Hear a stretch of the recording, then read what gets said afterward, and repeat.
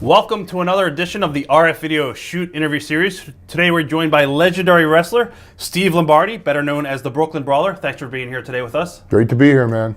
Now you're legitimately from Brooklyn. You were raised in Bensonhurst, right? I was raised in Bensonhurst.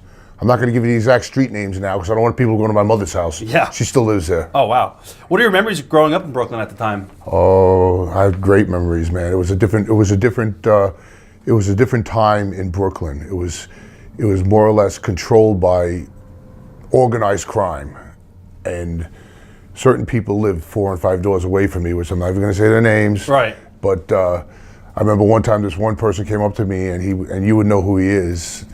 They're actually doing a movie about him right now, and he asked me to go get some cigarettes for him, and then I said, well, they won't sell them to me. He says, you tell them they're for me. And when I said his name to the person, I was 14 years old. They gave me a whole carton. He said, you tell him it's on the house. Then me, I'm like a 15-year-old kid. I'm walking into a social club. I go up to him, the biggest boss of them all. And I say, they told me it's on the house. He gives me $5. He goes, you did good, kid. Wow. And my mom got mad because I won the house, and I said, that's what I want to do. Oh, you wanted to get it? Yeah. Yeah. That's kind of a bad business, but... And you kind of figure out who it was too, right? Right. I have an idea. Yeah. What are your thoughts on how Brooklyn has changed and become a haven now for hipsters? Has it become a haven for hipsters? A lot of the pop culture guys have... I see a lot of Chinese and Russian coming in. It used to be basically an Italian neighborhood, and I could say my whole block was Italian. Now that I go to my mom's house, it's the same house I grew up in, and it's all Chinese and Russian. Wow. It's just changed.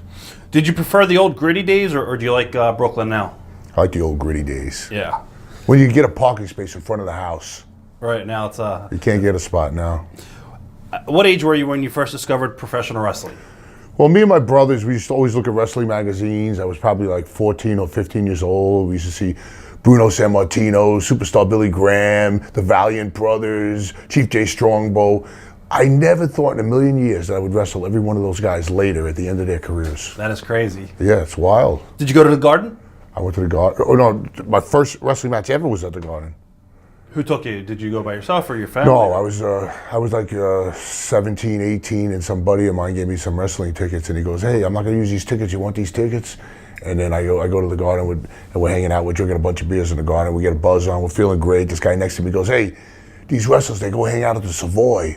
He says, it's about 4 blocks from here. After the show, you want to meet these guys, you go to the Savoy, and you can meet them.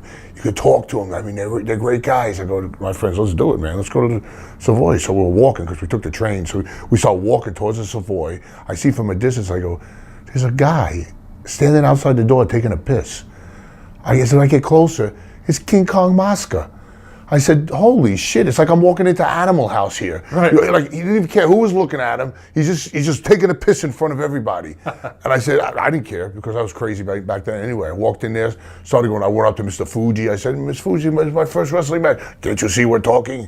You know what I mean? They blew me off. They blew me off. So I started going to wrestling matches every single month because the Garden was running like every month. Right. So then after a while, I go wrestling match, Savoy. Then before you know it, I got to know the guys. Then they got a first name basis with the guys. And then one day, Arnold Skolin, out of all the guys, goes, hey kid, I heard you want to be a wrestler. I don't know if Arnold Skolin took an interest in me or he was just the most drunk there. You know, but he goes, show up in Shirley, Long Island. He goes, but come early. So I said, yeah, fuck yeah. I go to Shirley, Long Island. Me and my buddy, we would drive up there. I go there, we're early, all the wrestlers are just pulling up. He goes, Saito, take the kid in the ring. Mr. Saito, remember him? Yeah, of course. He takes me, he gives me a belly-to-belly, suplexes me. Then he goes to all the boys. Snook is watching, Ray Stevens is watching, everybody's around the rings. They're all watching. He turns around and he goes, heavy. And I thought, wow, yeah, I've been working out, man. It's heavy. I thought it was a good thing, but anybody who knows wrestling, that's a bad thing. You sandbagged him a little bit. Yeah. Well, I didn't on purpose. Right, you didn't know. I was never been in the ring before. Right. I said, this is the same for me, man, because my ribs were killing me and shit, and then I just kept going back. It was like I got hooked on it. Just kept going back. Who was your favorite guy growing up watching? Before I like Bruno Sammartino. Bruno? Okay. I actually got to wrestle Bruno Sammartino, too. Yeah, you mentioned that Bruno Sammartino was your favorite wrestler growing up. In your opinion, who was the greatest WWF champion in that era? Well, Bob Backlund was pretty over. I mean, when he came out in that red, white, and blue jacket, and I was kind of like, I believed in him because I was still not smart to the business. Right. So to me, it was just like, wow, he's a real athlete. Nobody can beat this guy. And my favorite of all time ever, Adrian Adonis. Great worker for a He big was guy. great, man. And then when they put him with Murdoch, what a tag team. Then I got to wrestle both of those guys. Wow. I wrestled everyone. Explain to the fans who are younger how important the shows at MSG were in that era. Anybody that didn't experience MSG and wrestling has not been to a true wrestling match. And MSG was like the mecca, the greatest arena that you could ever wrestle in front of. And everybody always dreamed about wrestling in Madison Square Garden. But not many got to do it 100 times. Now, you studied biochemistry before getting into the business. Talk about your background there. How did you find that out? I know everything. Well, I grew up in Brooklyn, New York. I went to St. Bernadette Elementary School. And then from there, I went to New Utrecht High School, which they use the exteriors for Welcome Back, Kotter. Right. So I'm a legitimate sweat hog. And I was a kid across the street drinking quarts of beer, you know what I mean? I never liked school. I hated school. But I passed. It was always easy for me, but I wasn't crazy about it. So then I go to St. Francis College downtown, and I'm going to be a medical technologist. You know why? I'm watching Quincy. I like the Chinese guy, you know, all the shit he's doing with the autopsy. Right. I don't know. My life is just like weird that way. I see the guy on TV, that's what I want to do for a living. So now I'm doing biochemistry, organic chemistry. I'm hating every bit of it. That's when the Madison Square Garden came up. Now, when you got friendly with the boys from going to the hotel and you got friendly with Arnold Skolin and Mr. Saito, and they got you in the ring, did they try to stretch you at all, or, you know? No. They just try to, just a belly to belly. If you never took one, that would hurt you. Yeah.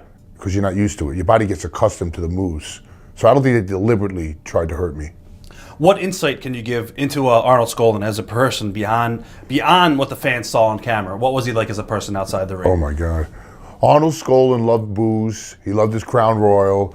Arnold Skolin is the only guy that I ever known in my whole life that would, everything was a cash business. So like if the house was 200 grand, he'd have 200 grand in his briefcase. And when Arnold Skolin got to the hotel, the briefcase would go under the bed and he'd go to the bar. That's crazy. And he knew, and everybody knew it. And I'm saying to myself, you're setting yourself up. I'm from Brooklyn, man. I'm streetwise. I said, you're setting yourself up. Somebody's going to get you. Somebody's going to get you. Nobody ever did. But Arnie was a funny guy, man. He was just, he loved eating. He loved like Italian restaurants. He loved this whiskey. He was a real hard-nosed, a real, hey kid, what are you doing there, kid? You know, he had that kind of graspy voice, but I like him. I see his wife occasionally. She's a real nice lady. So do you credit Arnold and Saito as far as being your trainers? Would they be your mentors? No, I don't. I credit myself. I credit myself because I hung around and I never gave up. And when I started showing up, then they told me, show up at Allentown and Reading. And every time you come to Allentown and Reading, at least you'll make I think it was $50. And I'm wrestling Piper 1 hour, I'm wrestling Sheik another hour, I'm wrestling another guy another hour, and then Hogan comes in. So this is before 83, 84, right? Oh, right around. Yeah, somewhere around there. So how long were you training before you actually got your first ring experience, your first match on TV? Well, all I did was about 6 months of judo. Right. And then I was all muscled up, so they would put me in there with 7th-degree black belts, and I was like tying them up and holding them down, and the judo teacher was looking at me. And then one day I bring a wrestling magazine, and I showed a 7th-degree black belt teacher a wrestling magazine with a guy in an abdominal stretch. Then he shook his head and he was just like, I think you better go back to the people that you know. Because he knew that wasn't a legitimate hold. Was it hard for you to get the trust of the locker room, being a fan, and then getting into the business that way? No, but I never really was a fan. When I first got in there and I started going to the Savoy, to the bar, it wasn't long after that I was in the ring with these guys. So I didn't. I never had a problem. I never had a problem with a rapport with the boys. I always got along with all the boys. Did anybody take you under the wing and try to smarten you up? Hogan took me under his wing for a couple of years. And he, I don't know if you want to call it smartening up, living his lifestyle. Like when he came in the dressing room, when he first came in the first day, I saw marking out for him because he came off for Rocky 3, and I'm saying, hey man, Red, you're unbelievable, you're larger than life, you're this, you're that. He goes, bro, stop marking out on me. And he goes to Vince McMahon and says, I want Lombardi with me everywhere. Now, I'm the young kid in the dressing room. Now I'm in Lear jets, limousines. We're doing the Love Boat. We're like movie stars. Any jealousy from the rest of the locker room? Because he told me, he goes, brother, when I do this for you, brother, you're going to be with me, everybody's going to hate you.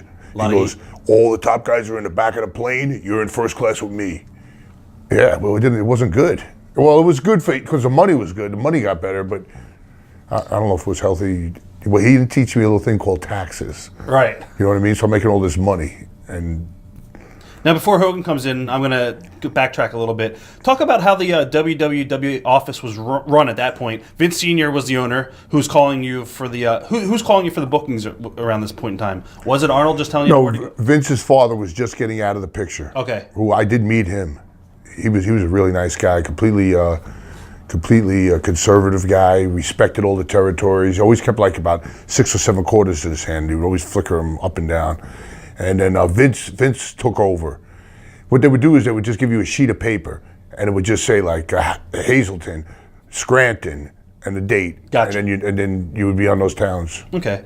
Compare how a locker room at a show was run then compared to today's WWE, and in which way, in your mind, works better. Okay, let's use, for example, a battle royal. In my day, way back then, they would say, you're 1, you're 2, you're 3, you're 4, you're 5. Now, they would say, okay, the first guy goes for a clothesline, he ducks it. Okay, he does this, and then the other guy comes in, and then he accidentally almost goes out. I think it was better back then. You like calling it in the ring? It's not calling it in the ring. Just remember the guy before you that goes out. Why do we need to do certain moves? Because it's not going to work out anyway. You got to listen to the fans and see what they want too, right? Yeah. Favorite memories of Gorilla Monsoon? Oh, great guy.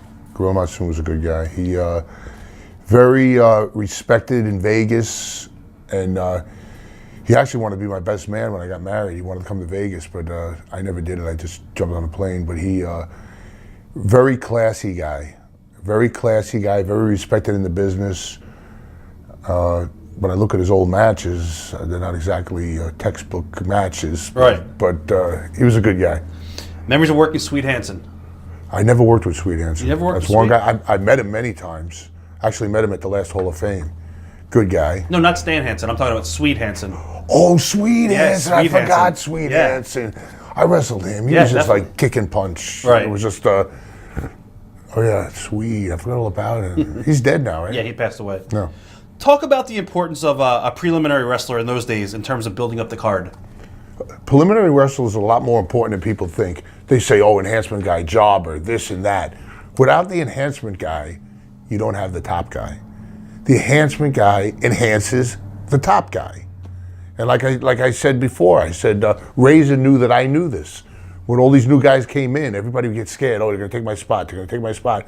I knew there was more guys for me to put over. You know what I mean? To make them look good. Then they put me in there with these bodybuilders. They look like robots no matter what they do. I tell them to push me off, it looks bad. You know? But then you get these guys that can do a bunch of stuff like Brady Boone and remember him? Yeah, Brady Boone. Yeah, the cat gimmick. Oh yeah, he says, oh, you just throw me in, I'll do a double flip, I'll do this, I'll go to the top, you come behind me, you do this. When a guy can do a lot of stuff, I'll be there for him. Right. Why do you think the art has been lost today as far as like using preliminary guys? And do you think it ever could come back? I don't know if it will ever come back for them to use preliminary guys again. I think it should. I think once we had the wars between Nitro and Raw, I think somebody didn't tell somebody that the wars are over and all we're doing is competing against each other. What we used to do is a main eventer wrestles enhancement guy and main eventer wrestles main eventer on the pay-per-view. Now it's like every show is a main event. Every show is a pay-per-view. Yeah. Every Raw, a top guy wrestles a top guy. It was never like that. You like it better now, or you like it back old school? Oh, old school. Of course. Old school.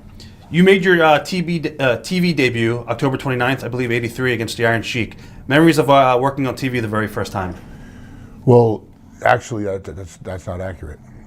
I wrestled Ivan Koloff for my first TV match, and it was crazy. Sheik was the first one that stretched me.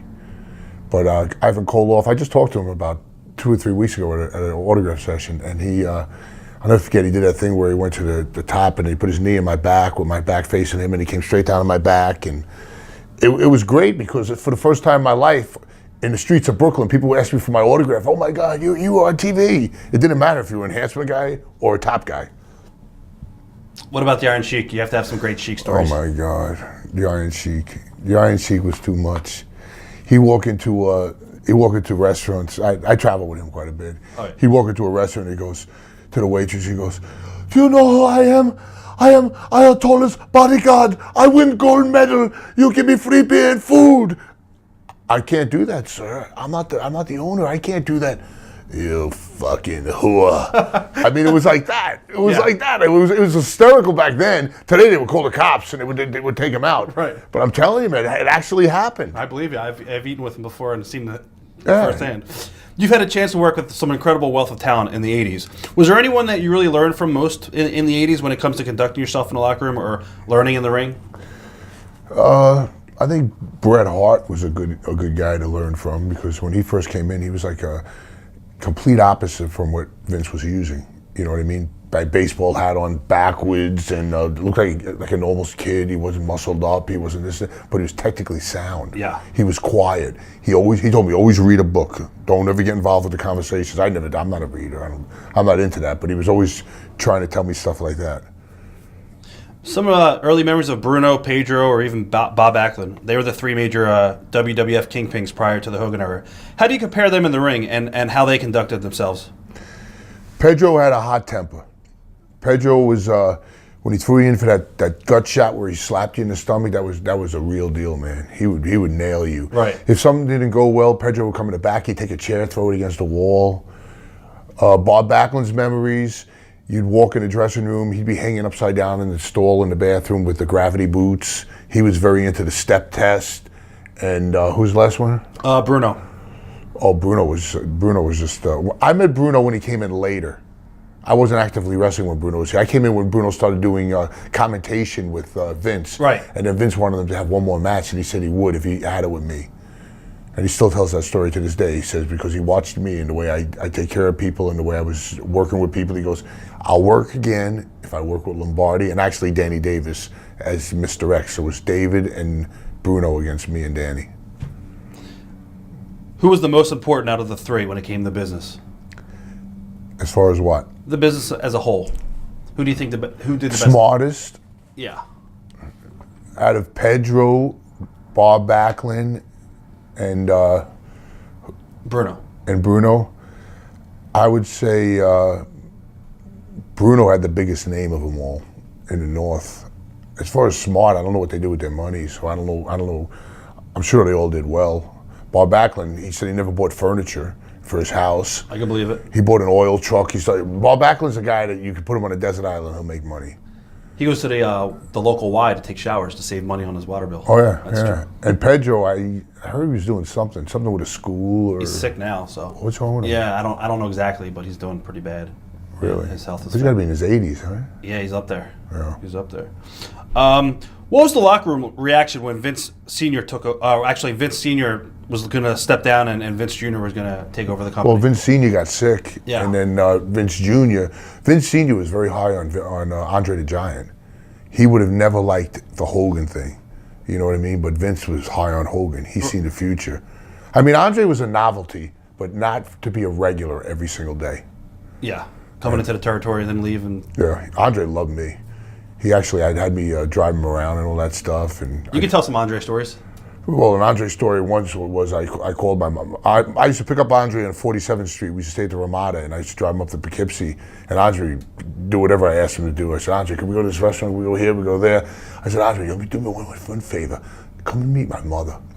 So I called my mother up. I go, I got this young kid, this new wrestler. He just started. I want to bring him by. I want to bring him by the house. She goes, oh, okay, that's nice. And I bring Andre to my mom's house. And he was like so happy. He was hugging her. Right. You know. Compare, I guess, Vince and Vince Sr.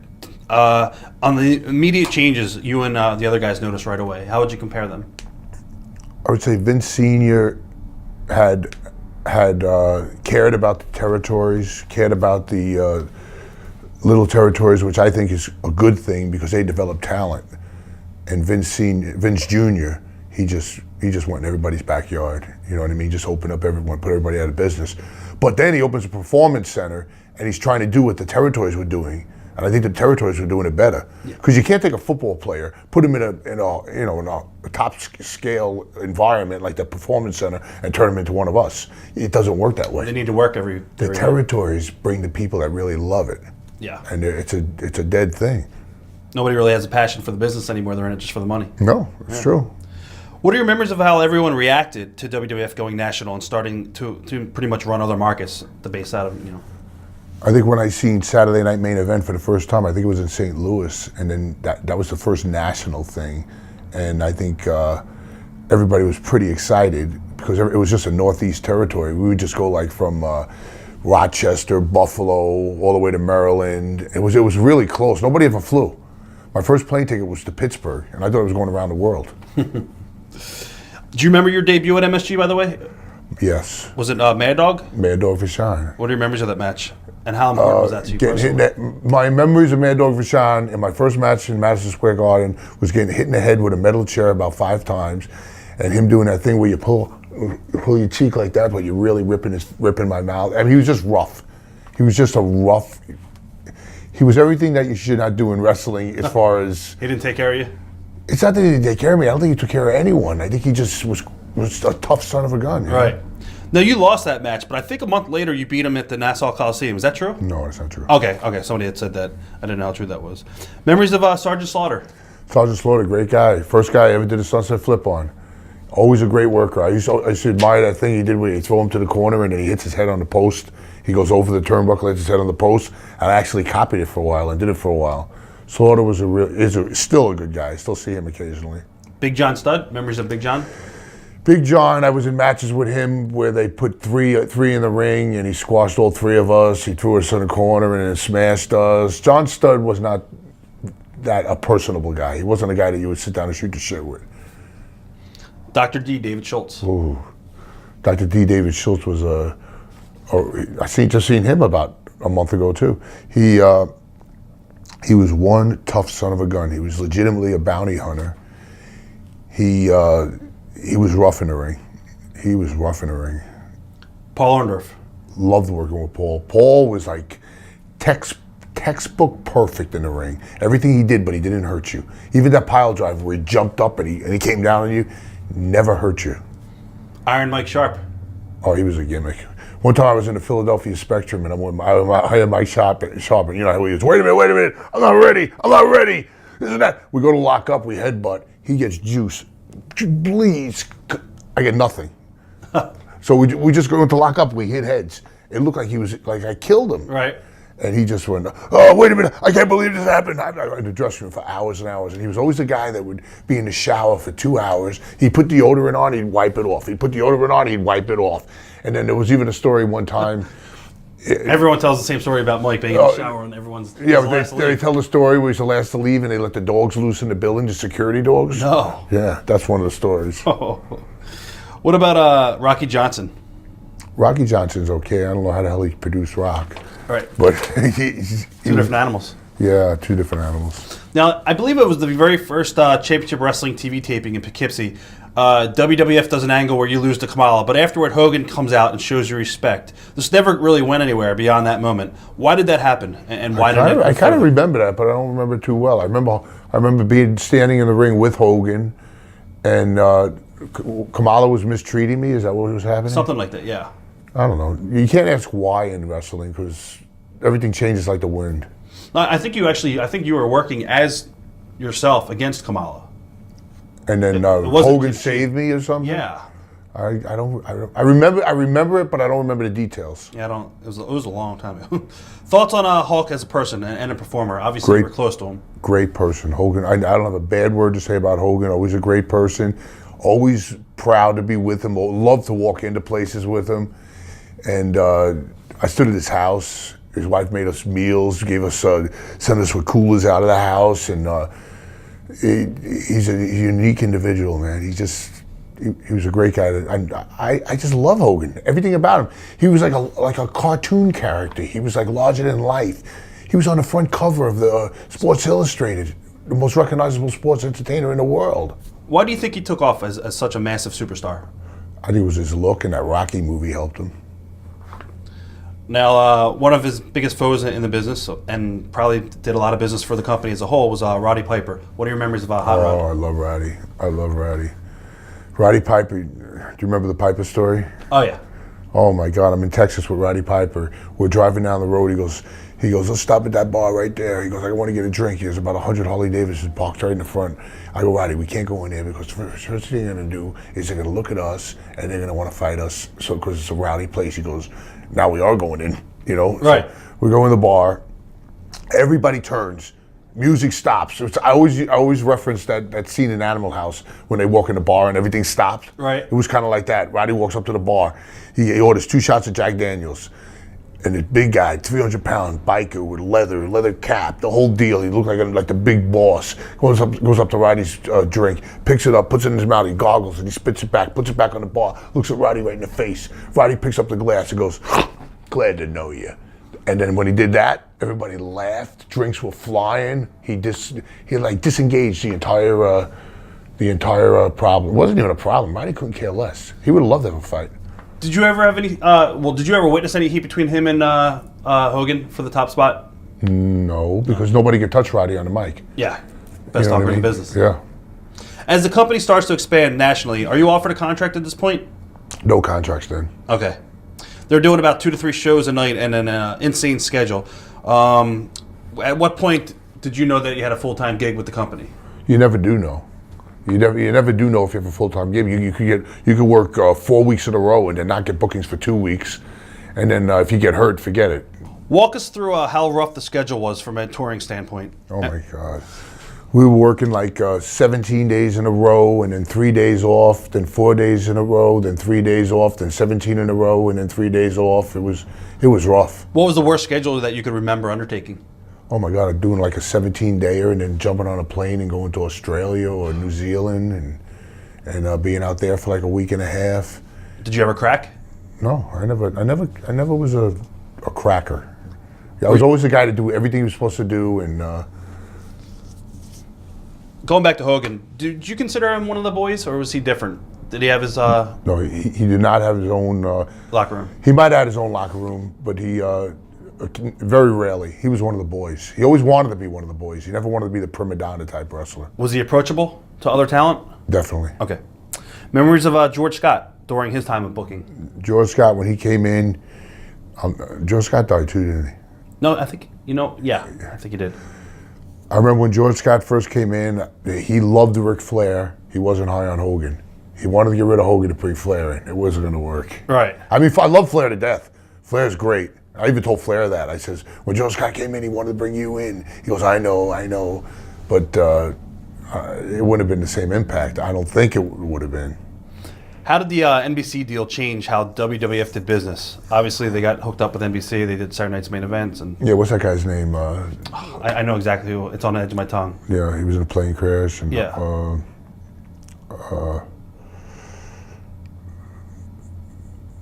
I forgot.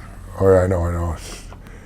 I think the whole NBC thing was great because they would get like one shot a year or something like that in Saturday Night Live spot. Yes. And who doesn't want to be in business with NBC? How does Vince change as the company became bigger and had more success? It's like there was lightning in his veins. It's like he became like, I want this. I remember the first day he says, we got to go live. There's nothing like live. So all the guys from Memphis, they were like, so what? All of us were like, no. You know, because we know if we screw something up, you know what I mean? It stays. But the guys in Memphis always worked live. Was Vince approachable to you at all, or did you not really have any dealings with him early on? Early on, yeah. I didn't have much dealings with him. Okay. Memories working with Terry Garvin and Pat Patterson? They were always there, always respected by Vince. Nothing to... What made Pat Patterson so talented at finishes? He just had a natural instinct about not giving the people what they expect. Always swerving people at the end. Memories of J.J. Dillon? J.J. Dillon was a very conservative kind of guy. Wasn't really... You would never think he was a wrestling person because all he was, to me, what he was he was a wrestling person with the Four Horsemen and all that stuff, but he was more of like an office guy. He would do paperwork and stuff like that. Back in the 80s, as a wrestler, everyone wants to be world champion. So were you happy with your role, or did you want to be used more? No, because I knew I had longevity. You knew your spot. I knew my spot. I knew longevity. I knew it didn't matter. I mean, if it was not predetermined, it might have bothered me. You weren't like one of the guys that would go to the office and say, "Hey, try to push yourself to management." I did a few things. I came up with that Abe Knuckleball Schwartz gimmick, and I approached it to Vince, and he liked it, and it didn't last. And I did Doink for a while, and I did Kimchi with Kamala for a while. But, Right. But the only one I went to Vince with was the Abe Knuckleball Schwartz. Okay. What was the proper way to conduct yourself in the locker room during that time period to keep you from getting any heat? Just pretty much stay to yourself? Yeah, just stay to yourself and let people lock your bags up in the rafters, and people ribbing was on. Who was the king of the ribs, Henning or my Fuji? God. No, I would say Marty Jannetty, Davey Boy, Henning, Owen Hart, master at ribs, Right. and some serious ribs. Any ribs that stick out? Yeah, well, one of the ribs, like I told in the podcast, I was telling about the rats. And Ring rats? No. no, the rats that they fed to Jake Snake. Yes. They used to carry them around in the fish tank and all this, and I didn't even do it. I told Marty to see. I see all these guys all the time. I said, Marty, I just put you in this podcast. I said, remember the thing with the rats? He goes, yeah, man. He goes, you did it too. I said, I didn't do it. I said, I was in the room with you and I got the heat for it. He turned it over and the rats scattered all over the building, and then the company got like a $16,000 extermination fee. That's crazy. I'm telling you, but the boys, like the Chief Jay Strongwell used to say, the inmates run the asylum. They don't now. I was going to say that. They don't now. Memories of some of the other preliminary talents from the 80s era. And do you think that any of these guys should have been given a stronger push, like Paul Roma? Paul Roma got a little bit of a push with Hercules. Yeah. And, Power and Glory. Yeah. Barry Horowitz, they gave him a little push with, what's the name? Candido. Yep. And What about like guys like S.D. Jones, Terry Gibbs? Well, Terry Gibbs didn't last very long. He wound up quitting to go to US Air in Pittsburgh. S.D. Jones, believe it or not, when I was young in the business, I looked at S.D. Jones the same way I looked at Pedro Morales, like he was one of the guys. Yeah. And you always thought, if you watch him on TV, you always thought he had a chance too. Yeah. George Wells. Oh my God, George Wells. Is he still alive? No, I don't think so. I think he passed away, yeah. Yeah, George Wells was a good athlete. Steve Yaffe. Steve Yaffe, oh my God. Steve Yaffe, I always say, he's the only Samoan that can't work. I always say that to all the Samoans. Jimmy Powers. Jim Powers, I used to wrestle him a lot. I used to like working with Paul better than Powers. See, I don't want to, not to get all here this shit, you know what I mean? Right. I don't want to. I hear you. Lanny Poffo. A good guy, I still see him. I just seen him about 3 or 4 weeks ago. Now, a lot of people talk about you being used as a measuring stick. You know, Vince would put guys in the ring with you to see if they could go. When a guy would come into the territory for the first time, they would say, put him with Steve Lombardi. What are your memories of working with Ultimate Warrior in his WWF debut? Ultimate Warrior, I love Jim. Ultimate Warrior was green as grass. I mean, he would run to the ring full speed. He'd be blown up when he got in the ring. Right. But he had muscles coming out of his muscles. He would shake the ropes. If you knew how to do it, and I figured out how to do it, you could get the guy over. He comes in the ring, let him get his breath, stay away from him. So as soon as he gets his win, do a push off with him, start pounding him on the back, let him do his shake of the rope thing, you know what I mean? And then he used to pick me up, and then he used to drop me and then do a splash on my back. And I wrestled him like 47 times in a row. And when he came to the Hall of Fame, he started crying when he seen me. I walked into his dressing room. I said, Jim, he goes, I was just thinking about you. He goes, oh my God, you're the only one who didn't knock me in a DVD. He goes, and all the abuse I gave you, he goes, you never said nothing. He says, you took every bit of it. He goes, you were great. And he goes, and I'm going to tell that one thing that you did. One thing that you did, I'm going to bring it up, so you better be prepared to stand up at the Hall of Fame. And the thing was, they told me they're going to tell Jim to do a job for me to test his attitude. And I told Jim, shut your mouth, just do it, because you're testing your attitude. Did he do it? He did it. And I brought that up with his wife, and I talked to his wife about it. And I told her that would be our secret forever, but then I put it out on the podcast, and I put it out on this now. But I don't care. Because like I said to Jericho, did I do the right thing or did I do the wrong thing? And Jericho says, you obviously did the right thing. He became a big star. Yeah. He goes, if he didn't want to do it for you, then maybe they wouldn't have pushed him. You helped him. Yeah. I don't know if I helped him or hurt him. He would have got there anyway. I don't know. had to Nobody look, knows. yeah. Nobody knows. But I told him, you can't say this on the stage at the Hall of Fame because I'm presently working for the company, and the company's going to say, oh, we can't let Lombardi do anything because he's going to tell the person, you know. Right. That's the way I was looking at it. What do you think about his untimely passing, like a couple days Oh later? my God! I got a picture of me and him the day before he died. It's horrible. It was horrible, horrible. Do you think it was the excitement and all the stress from that weekend that led to that? Possibly. I mean, he was holding all this in, bottled in for years and Yeah. years and years, and he finally comes, and I don't know if he truly forgave everyone. You know what I mean? Even though I don't know if there was any merit to his forgiveness. I don't think they did anything to him. Right. I don't know all the what actually happened between him and Vince and all that stuff, but I know he made a lot of money, and it was freaky because the Raw before he died, it was after WrestleMania. Yeah. Did you hear that speech? Oh yeah, it was crazy. When my heart stops beating, my legacy will live on forever. It was like he knew. Yeah, it's almost like 2 days he predicted his death. I wonder if he knew that he was sick and just didn't tell his family. I don't know. Yeah. But I tell you one thing, when he hugged me, he was all skin and bones.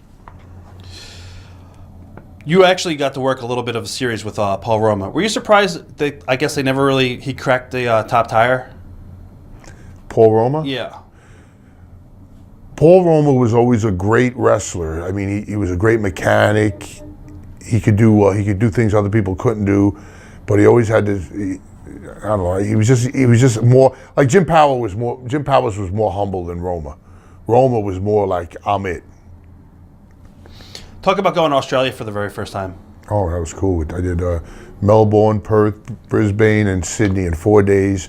And the funny part about that is, like 26 years later, Hugh Jackman comes to the show. I was going to ask you about that. Yep. Yeah, Hugh Jackman comes up to the show, and he's going to guest host for that movie with the robots. I forget what it was. Robot. You remember that one? Yes. So he comes up to me. He goes, "You're the only guy that I recognize in this building. I don't even know who Senna is." He said he called Cena Senna. He goes, "Do you mind if I take a picture with you and tweet it out?" Wow. I says, "Man, I'm supposed to be asking you this." Right. So he takes a picture of me and he tweets it out, and then he does an interview with the company. And he goes, "In 1984," he goes, "in Sydney, Australia," and he named the name of the building. He goes, I went to the wrestling matches with my dad. I wasn't even an actor, and I watched the Brooklyn Brawler wrestle, and I remember him from then. And I remember him today. Now, the only difference is that he had a beard then. He don't have a beard now, and ever since then he came back again. And he took a picture with me again, and for some reason he just respected that. Who came up with the idea of you working with Kim Chi? The office just called. They just need somebody to put yeah, on the they just road. needed a body and a driver. What was Kamala like outside the ring? Complain, always. I don't know. I usually used to say, "James, your sugar. Keep an eye on your sugar." And he used to go, "It don't went away. It just went away. My diabetes just went away." I was always on him for that, and then he got real bitter later on, and then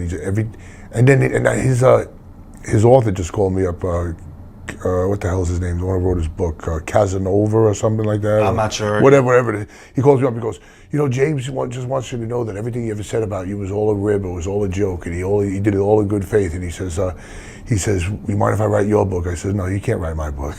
I'm not going to have you write my book." Right. I said, "If anything, I don't want you on a show with me." And he goes, "No, I'm telling you, don't hold it against me." I said, "Kamala said in his book that I took care of all his money. I made more money than him, and I paid him." I mean, that's a I don't Right. know. That makes no sense. No.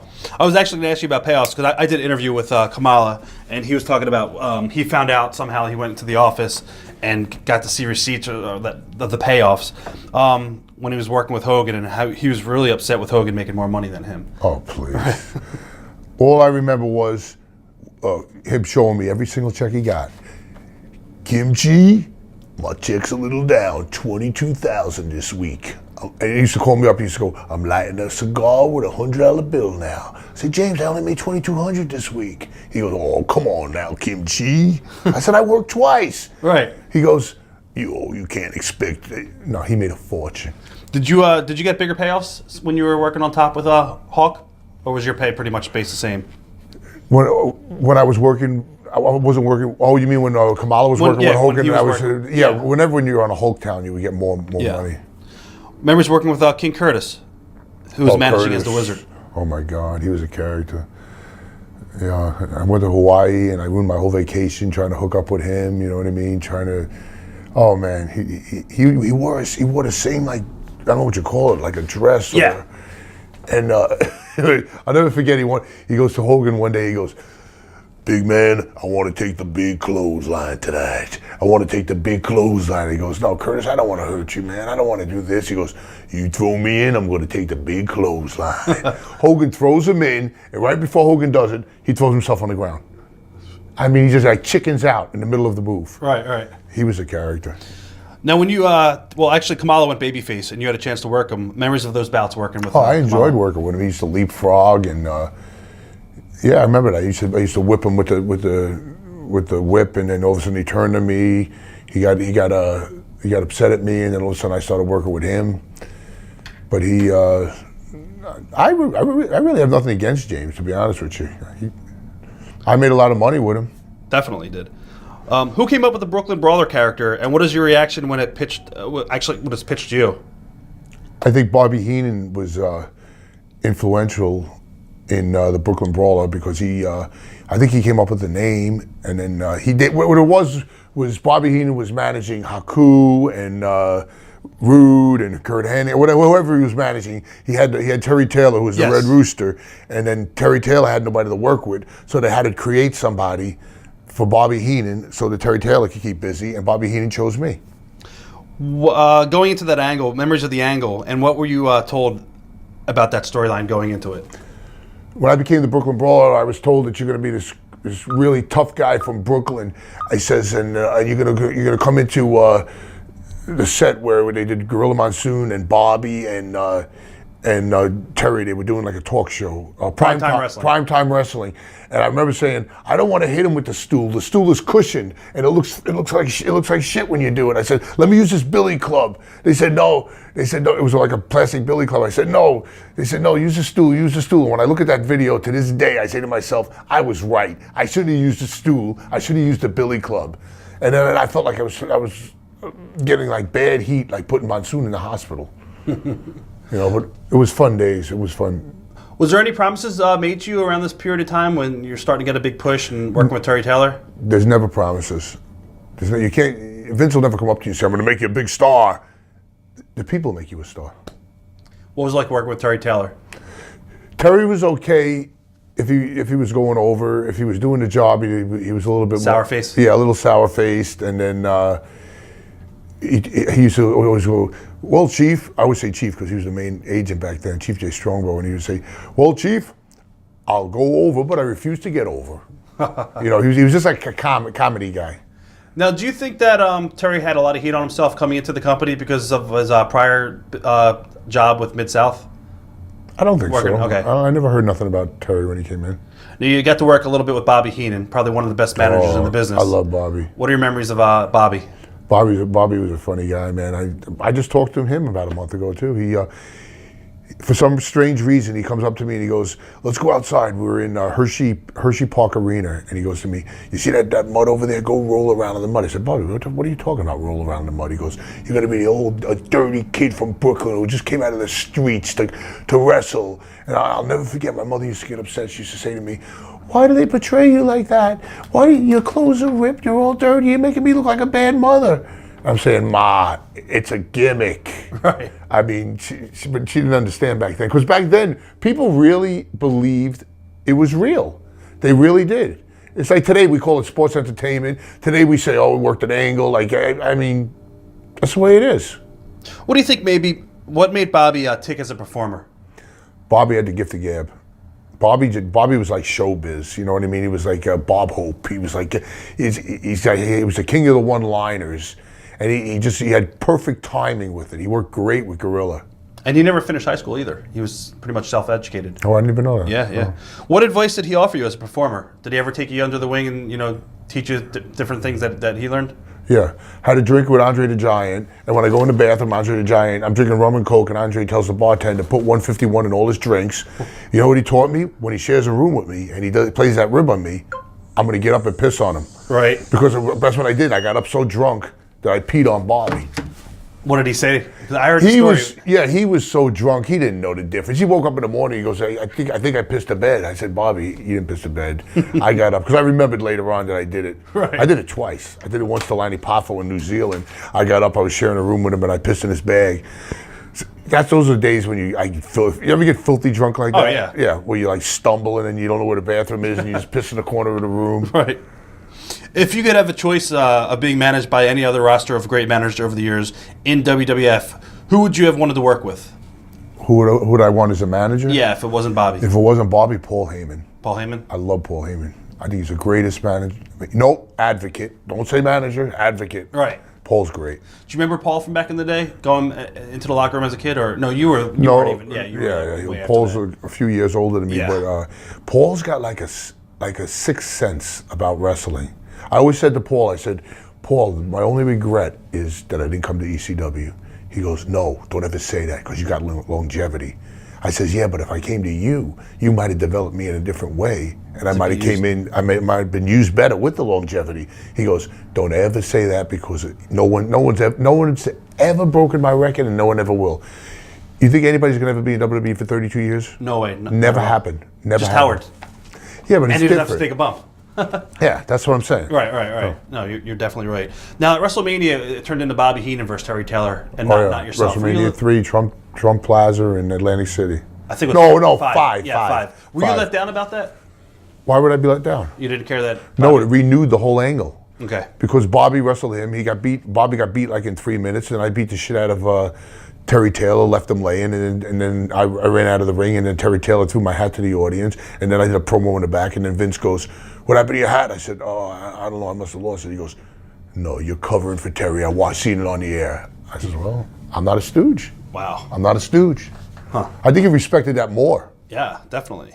Were you let down when you went back to just working prelim matches after that storyline, or was it more important for you to get a big push or to have regular work for a long period of time? I think it was more important to have regular work for a long period of time, and having the push, and then going back to preliminary, you still have that street credit for having done that. Now, I believe it was WrestleMania 6. You worked dark match. It was the Sky Dome against Paul Roma. Memories of working? Was that 6? Yeah. You mean the Silver Dome? Wasn't it the Sky Dome? No, the one in WrestleMania 6? Detroit. I believe so. Yeah. That was WrestleMania 3. That's when Hogan slammed Andre. No, that was 3. But didn't you work WrestleMania 6? I don't remember. I worked Okay. a lot of dark. It was 1990. But in the summer of 1990, Shane Douglas comes into the company, and he worked underneath role in WWF, including a dark match at SummerSlam 90 against you before departing the company. Memories of wrestling Shane, and why do you think he never clicked with the WWF during either of his runs? I don't have too many memories of Shane. I was just talking to him like a week ago, and he's I don't know. He's still got that ECW thing in him, like because we were doing a convention, and then this guy comes in the ring. And he goes, "ECW is dead." You know, like you have a wrestling match there. He stands up like real proud. I said, "What are you gonna do? You gonna run in the ring?" You know what I mean? Right. Something about ECW guys that I respect. Yes. I don't know what it is. It's. You ever watch that movie Vision Quest? Yes. To me, tomorrow is a Vision Quest. I'm gonna tweet that out. I'm gonna put Wrestling Tomorrow on House of Hardcore is my Vision Quest because I've never been in that order. That's the one place I've never wrestled. That's crazy. That's You've been why in the Garden. I gotta make an impact. I want to make it. I'm gonna make an impact. You'll definitely make an impact tomorrow. Definitely. I got to. Memories of going to Japan, working for Tenaru, SWS. Oh my God. Oh yeah, I worked in Japan like 4 times. Always been at SWS. I worked with Tenryu. Had a great match with Tenryu. Got to work with the top guy there, Tenryu. Yeah. And they're popping. They're going crazy. This and that. Tenryu comes all the way to New York. Tenryu comes to New York. They say, "Oh, Brawler worked with Tenryu in Japan, so they know each other." This and that. Tenryu, he didn't, he's broken English and all this shit. Same as Japan. Same. Yes. Less stiff. But boring, because he wasn't in Japan. They were tearing the house down. Right. In New York, boring. Fans aren't. They didn't know him. Yeah. They didn't know him. You also got to team up with Rick Martel in Japan. Memories teaming with Rick. Oh my God. Yeah. Me and Rick Martel against Haku and his partner, and I love Haku. He's a great guy, one of the toughest guys ever in the business. He goes to me, walk up to me, give me 2 stiff chops right in the chest. He goes, "I give you 1 chop, you take a bump." Sounds easy. gives me two. I give him 2 chops, pop him really good in his chest. 1, 2, and he used to do that thing with his hands where he used to go like this, and he like Yeah. and then he did this. He goes for a chop right to my temple and knocks me out, knocked out cold. And Rick Martel's on the apron. He sees I'm knocked out. But when you're knocked out, it feels like 2 hours pass, but like 2 seconds pass. Yeah. Yeah. Memories of feuding with Big Billy Busick over who the true bully was in WWF. I don't know. It made me look pretty good, man. I wound up chasing him all the way back to the dressing room, and he wound up leaving. You sort of turned babyface at the end of the run. Was that a planned thing to test you and see how you would work in at that role, or No, they just did things. They didn't. I don't think they had plans. Memories of Ric Flair coming into the company. Ric Flair was always a classy guy. You know, Ric Flair would always be the one that would come in a bar and say, everything's on me. You know what I mean? Flair's just he's a great guy. You should have seen him the other day in Charlotte. I was in a convention. He walks into the convention. It was like the president of the United States is walking into the convention, you know, and he's strutting in. Right. But this guy could have made like $5,000 in pitches like in 2 minutes. Oh, yeah. You know, it's unreal. Memories of the launch of Monday Night Raw, and how did that change the company? Oh my God, the launch of Monday Night Raw, was that in the Manhattan Center? Yeah, Manhattan Center. I think I wrestled in the first Monday Night Raw. I think I was very nervous about it because it was live and everybody was worried. And if I'm not mistaken, I think I might have wrestled Tatanka on that. I'm pretty sure. It was exciting, but yet nerve-wracking, thinking like, we're not used to this. You know, if we screw something up, you always have to edit it out. Right, this is live now. No more editing. A lot of pressure on you? Yeah, pressure not to make a mistake. All right. Where did the MVP character come from? Was that something, obviously you said you pitched it. Damien Demento, remember him? Yes. Damien Demento was a pretty good artist. And I remember that movie, The Warrior? Yep. Warriors. And they had the baseball players. And I always had this in my head. And I said, Damien, I gave him a napkin. I said, draw me a picture of a face with a baseball thing on it. That's all it was on a napkin. And he did it really good too. He did it real. So I go in, I knock on Vince's door. I go in there, I say, Vince, look at this. And he looks at it, he goes, these glasses come to the nose, he's looking and he goes, and I know the magic words. It's never been done before. When you tell him that, he's fucking, his thing starts bubbling. Right. Never been done. Well, goddamn, we're gonna do it. But he did it. We shot vignettes. We did everything. And then one day he says to me, I don't think we're going to go with it. Too much face paint. We got Doink, we got Goldust, we got you. I said, well, get rid of Doink. You know what I mean? Just right. Jokingly. I was always jokey like that with him. Right. Going back to that, did you have a lot of freedom with that character? I loved it because I could do like sign language, and I could do a baseball punch, and I could do like a double axe handle. It was fun. Right. I don't know if it was not too over the top. Why was the character name changed to Abe Knuckleball? Because Vince says that we could be sued by the baseball commission, but then I seen MVP come in. Right. And you know what I'm saying? Come on. I said, Vince, why can't we call him MVP? Mervyn Vern Peterson. You know what I mean? Yeah. But, oh, we don't want no trouble with the Major League Baseball, you know. So, and there might have been a rib to Abe Knuckleball Schwartz. Was it true the character was put on hold because Matt Bourne was let go as Doink, and I guess they needed somebody to play Doink beyond Steve Keirn? Was that around the same period of time? Matt, this is exactly what happened with the Doink with me. My phone rings at home, and Vince goes, Steve, Vince. Oh boy, I know something's gonna happen now. Right. You know what I mean? He goes, I need you to be Doink the Clown. I says, okay. He goes, I need you to fly to Calgary today and wrestle Brett in the main event in Calgary as Doink, because Doink was the top heel right then. I said, Vince, I have no problem wrestling Brett. I have no problem flying to Calgary. The paint job, I'm not going to be able to do. He goes, well, I want you to fly from Detroit to Cleveland. I think that's where Matt was living. His wife will meet you at the airport. She's going to give you the outfit. You fly to Connecticut. We'll have you picked up. We're going to take you to the studio. The girl's going to teach you how to do it. Then we're going to fly you straight to Calgary. And we actually did it. That's crazy day of travel. But it was the weirdest thing in the world because, you know, I'm wrestling as a Brooklyn Brawler, okay, you know, so heat, and then all of a sudden I come out as the clown, and it's like, oh my God, I can feel the power of the push. The power of the Character. push. Yeah. Favorite memories of playing Doink on the road?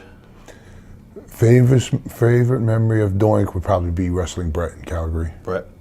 In '93, you had a little run in Memphis as Doink. Do you remember? Yeah, I remember that. I was a little pissed off at that. I was in Europe and I was wrestling as Doink with X-Pac, And I always had great matches with him. I love working with him. He was one of my favorite opponents. And I'm wrestling as Doink, and then they tell me, you're gonna go straight from Europe, you're gonna go to Memphis. But I'm not stupid. I knew Bam Bam Bigelow had a friend, and I forget his name. Not Ray Apollo. I forget his name, but Bam Bam asked for his friend to be the new Doink. Oh, okay. No, I was gonna say Ray Apollo, but No. Okay. No, there's another name. If you said it, I'd know it. But what they did was they kept me out of the way while they debuted the new Doink, because Jeff Jarrett and Lawler came to while I was still in Memphis. He said, "Hey, we got a new Doink there. You're really great." They were riding me with it. Right. So it was. Memories of teaming with Brian Christopher in Memphis and wrestling Jeff Jarrett and Tony Falk. I loved working with Brian Christopher. He was a talented worker. He had it all. But now I just seen him the other day. He told me he's getting a knee replacement and all this kind of stuff. Back in '92, '93, he was probably one of the best. If Brian had his head together, and if he didn't have any demons, he would have been great. Awesome on the mic, incredible. Yeah. Okay, let's go back to Memphis. Talk about Jerry Lawler. Memories of working with Jerry. I love Jerry. I just worked with Jerry like 2 or 3 months ago. We worked in a baseball stadium upstate New York, and they were cheering me and they were booing him. Only because we were in New York. But he's a pleasure to work with. Easy. But I'm saying to myself, oh my God! I was in Montreal when he took that heart attack. I was saying, I'm watching him. They had to give him the shockers 9 times. I said, if he dies in the ring with me, I'm going to be the guy that killed him. And then he wants to do a push spot, right? And I'm pushing him on the side of his shoulders here. I'm doing, I'm trying not to touch his chest. Yeah, I don't want to be the one to defib his chest. Because if you ask him to this day what caused it, he'll say it's because Ziggler dropped 7 elbows on my chest in a row, which might have, I don't know. I said, then why did you need a stent? Yeah. You know what I mean? I don't believe that. Any idea why Ray Apollo was hired to play Doink full time as opposed to yourself or even Steve Kern? It wasn't Ray Apollo. It was another name. Yeah, you don't want to mess that up. Yeah, I don't remember. All right, I can edit that out. Members of finally making your pay-per-view debut under a mask as one of the knights for Bret Hart's team, for Shawn Michaels' team. I believe it was '93 Survivor Series. Yeah, I was on Shawn Michaels' team, wasn't I? Yeah. Yeah, Jeff Gaylord, remember him? No, I remember Jeff. You were on Bret's team, I think. Oh, was I on Bret's team? Yeah, Jeff Gaylord was doing the gig all in the house shows, and then when the pay-per-view came, they told Jeff to give me the suit, and he was pissed. You know what I mean? They just made the decision. And Jeff has passed too now. Did you know who he was? Yeah, he passed away. I don't know. He was in jail for bank robbery and this and that. Oh, he was a clusterfuck. I remember he worked Memphis back in the day too. Yeah. Yeah. And he was an athlete, man. Oh, yeah. He had all the tools. He looked like Brian Lee a little bit. Big guy. Remember that when Brian Lee did the Undertaker gimmick? That was like twins. Thoughts on Bret Hart and Shawn Michaels as talents? Bret Hart and Shawn Michaels on talents, just as great, completely opposite. Who was right when it came down to the Montreal situation? No one will ever know. Some people say to this day it's a work. I don't believe it. I was going to ask you, what are your memories of backstage afterwards? I don't. You see, everybody says, well, apparently Bret punched Vince in the face and he walked out. They videoed the whole thing. And not the punch, but Vince coming out and he had no marks on his face. And I asked Bret, I said, Bret, be honest. He goes, I swear on my children, it was not a work. But to this day, many wrestlers still tell me, oh, it was a work because you made Vince the hottest heel in the country and he gave Bret a great spot in WCW. Was everyone shocked that Vince was hit by Bret? Everybody was shocked, yeah. Shocked that he was hit by Bret and didn't have one mark on his face. Right. You know what I'm saying? Yeah. I believe it was true. I don't, a lot of people don't. How did WWE change behind the scenes once Bret left for WCW? I don't think they miss a beat. They don't miss a beat with anybody. Even when Hogan leaves, for some reason, nobody's bigger than the company. Getting back to your career, we start to see a pattern here with a lot of talents who debut for the company, including The Rock and Bob Holly, are given to you to have their first matches in the company. Talk about what you are looking for them in new talents and when you're given this responsibility. It's funny, like right now, I got a very good eye for spotting talent. Like when I'm in the ring with a guy, I could lock up with him and I could feel him. I could feel if he's the way he feels, his instincts. When we get pushed to a rope, how he acts. We push me to a corner, how does he react to that? I could feel that. And I would look for that. And I could always say, well, this guy will go he'll be mid card. This guy will be mid card. I could always tell. To this day, I could tell because now I'm running Michigan, and I'm getting all these new guys, and I'm looking at these guys, and I'm saying I see money in this guy, but the guy who owns the company doesn't see the money in him, but I do. And I was in a battle royal with him, and when I got in a battle royal with him, I felt the chemistry. It's a very weird thing. It's like you have a sixth sense. You develop it. Some people in business 40 years, they never develop it. I have it. I feel I have it. I feel I could tell if a talent can make money or not, and if a talent has talent or not. Were you ever wrong about it? Did you ever get in the ring with somebody? You know, this guy's gonna. Well, I was wrong about it in the fact that if I told Vince that I felt someone was a ringer, they could he give him the push, but that they didn't work out later. I'm wrong about it that business-wise they didn't work out. Right. So I wasn't wrong about that they didn't have potential because they were never given that opportunity to go that far. Memories working with The Rock when he first came in. The Rock, Corpus Christi, Texas, 1996. He just tweeted it out not the other day, about 3 months ago. Right. And he goes, the WWE legend, and I had my first match in front of 15,000 strong. This is how it was. I had The Rock's father's first match too, Rocky Johnson. And Rock was like a little skinny kid, like playing. It wasn't on Nintendo or nothing, but he was like playing with his little toys in the dressing room. He was a skinny kid with an afro. You never would foresee him becoming what he became. So then later on, as he gets older, he's playing football. You know, he dropped off the face of the earth because nobody follows football, follows wrestling. So then I get the call. We got Dwayne Johnson coming in, and we want you to have his very first match. And then I fly into Corpus Christi. He's already there, and he's in his hotel. So I go to his hotel and I look at him. And first thing in my mind was, and I say this in every interview, Jock. You know what I mean? One of those guys that great football player. He'll never make it in wrestling because he was big, he was bulky. He's not like he looks today. Right. But he. So then we go to the arena. It was a good crowd, like 10, 12,000 people. He says 15, but I remember I said, can you do this? Can you leapfrog? Can you do that? Can you do this? And he goes, yeah. Then I read his book and he goes, yeah, when Steve told me all these spots, he goes, I said, yeah. Then I went in the corner, I wrote them all down on a napkin. You know, he was really nervous about it. Yeah. But then we get in the ring and he's hitting everything. Double leapfrogs, hip toss me, boom, duck this, duck that. He's hitting everything really good. He got his contract that night. Wow. We went to dinner that night and he goes, I'm not happy. I said, what do you mean you're not happy? He goes, I want more. I said, you better shut your fucking mouth. I said, you got $7 to your name right now. They give you a contract. I said, now you're going to tell me you're not happy. They say, fuck you. Yeah. You know what I mean? And he goes, I talked to him about that too. He said the figure was different, but he said they wanted me in WCW. I didn't want you in WCW. I didn't even know who you were yet. Right. But he was a trip, man. I'm telling you, at first they hated him. Rocky sucks. Because they said, listen, we're going to make him Rocky Maivia, his dad's name and his grandfather's name. And you know, he goes out right away and they reject him like they do, like with Roman Reigns sometimes now. Yes. They reject. You can't push somebody down somebody's throat. They start pushing him. Rocky sucks. Rocky sucks. He comes back. He goes, I don't know why they're doing this. It was really bothering him. And then he starts reinventing himself. And I'll never forget that they were doing a Nation of Domination. And I was working, by that time I was doing interviews. I was wrestling plus doing all the pre-tape room, and I was booming all of them.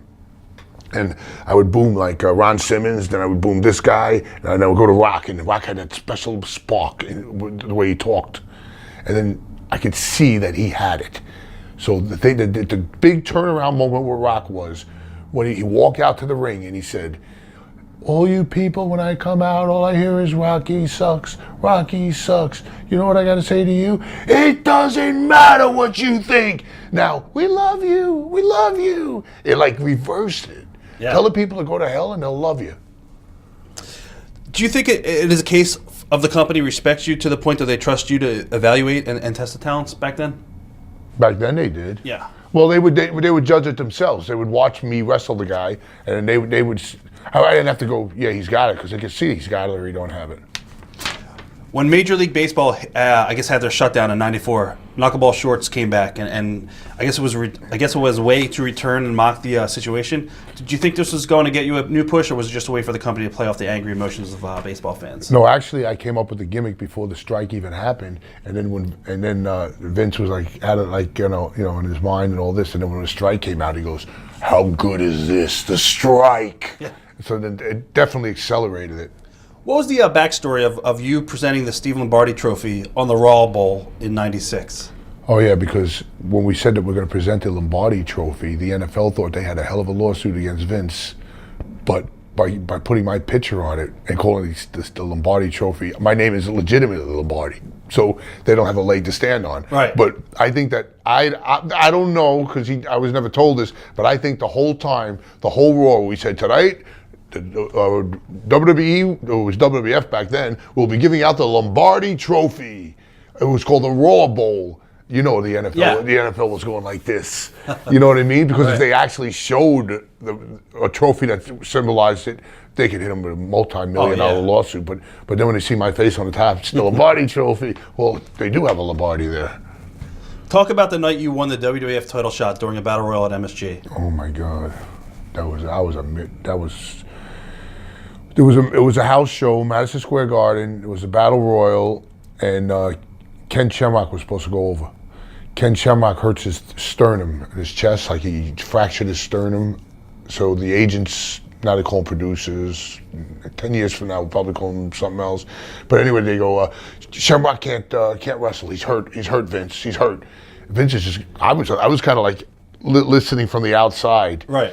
And then Vince is like working on papers and stuff, and he just puts his he always puts his glasses down at the tip of his nose. Put Brooklyn Brawler over. He's local, not knowing and not remembering that he advertised the winner of the Battle Royal wrestles the world champion at the next Garden show. And you knew this. You just don't say anything. I knew it. Who would say something? Yeah. You know what I mean? I don't think Vince would say something if he was in that. If he did that. So then I come back and I told all the agents, Jack Lanzer and all these guys, I said, well, you're not going to get your match. You're not going to get your match. I said, well, I'm certainly going to go to Vince. I go, Vince, if I didn't know, I says, I can't believe this. I go, you advertised the winner of the Battle Royal is wrestles the world champion the next show. He just looks at me and he goes, you got your match. You know, he always does it with that little bit of hey, son. You know what I mean? Yeah. And then I had the match, and I was supposed to wrestle Brett. And then the Montreal screw job happened. But Brett, if you talk to Brett, if you ever interview Brett, did you ever interview Brett? 3 times, yeah. Ask him about that. Brett told Vince, I will put Brooklyn Brawler over for the title, but I won't put Shawn over because he was that adamant about it. And he told me that if it did happen before the Montreal screw job, he wasn't going to kick out. Wow. And I said, I'm going to get in trouble. You know what's going to happen? I'll be covering him, and then he won't kick out, and then they'll say, hey, no. Well, Vince would he'd fire me right there. Oh, yeah. Even though it's not my fault. I would have to throw my body off of Brett, and they would say, that looks stupid, you know? But then the Montreal screw job happens, and then Shawn Michaels now has to take that part and wrestle me. But Shawn wasn't the Shawn he was of today. He was the guy who was like the rebel. Yeah. What was Shawn's attitude about working you at MSG? When they went up to Shawn, a couple of the producers, and they said, well, apparently Lombardi won a Battle Royal in MSG, and then the winner of the Battle Royal wrestles the world champion. Shawn, how do you feel about this? And he, like a little kid, he goes, can you super kick? Can you leapfrog? Can you do this? Can you do that? I said, I'll do anything you want. Right. And that match turned out unbelievable. So he's all business. It was the first day of DX, and we had Chyna and Triple H there. It was like Shawn would do that thing. I'd rock him on the ropes. He'd come, I'd clothesline him. I'd turn around. I knocked Triple H off the apron. Chyna would come in. She'd give me a Frankenstein. It was like great, man. It was like my whole family was there. It was sold out. Whose idea was it for you to come out to New York that night? The office did it. The office did it? Okay. They do it on their own. Talk about your backstage responsibilities for WWE over the years and how they changed. Well, I wrestled for 17 years full time, and then for 15 years I was a television producer. So what I would do is I would do interviews like this with celebrities, like if they did GM spots and stuff like that. Right. And I would do like international. I'd have a camera with a teleprompter, and I'd have them plug international markets, and I'd have them. We do little commercials. I did a LifeLock commercial with Mark Henry, and all different stuff like that. I did cold opens. That's the thing that got me the most, the cold opens, because they would say shoot Ambrose with his face darkened on one side and have him walk into the light and do this and do that. Then I go and watch the pay-per-view and I see all the cold opens. I say, I shot that, I shot this, I shot that. But the thing that bugged me the most was I was sending all the tapes back to the office. They were editing them, putting it all together and saying, "Here, Vince, we got it." You know So what you I get mean? no credit. No, zero credit. And I don't think Vince knew I did all that stuff. I don't think he knew any of it. Talk about talk about producing and running the promos for the company. What makes a good promo? What makes a good promo is inflection. It's convincing through your eyes. You look at someone's eyes, you can tell if they're full of shit or they're telling the truth. Inflection, like I always say, if The Rock said, "If you smell what The Rock is cooking," or "If you smell what The Rock is cooking," it's got to be a roller coaster like that. And you got to know when to take the dip and when to take the raise. It's an art. It's I think harder than wrestling. Who were the most natural at cutting promos when they were trying to get into the company? Oh, Cena. Cena was really a natural. Rock wasn't at first. Kennedy was very good. MVP was very good. There was a few ringers. Was there ever anyone who impressed you in their promo skills that were you surprised didn't get a job?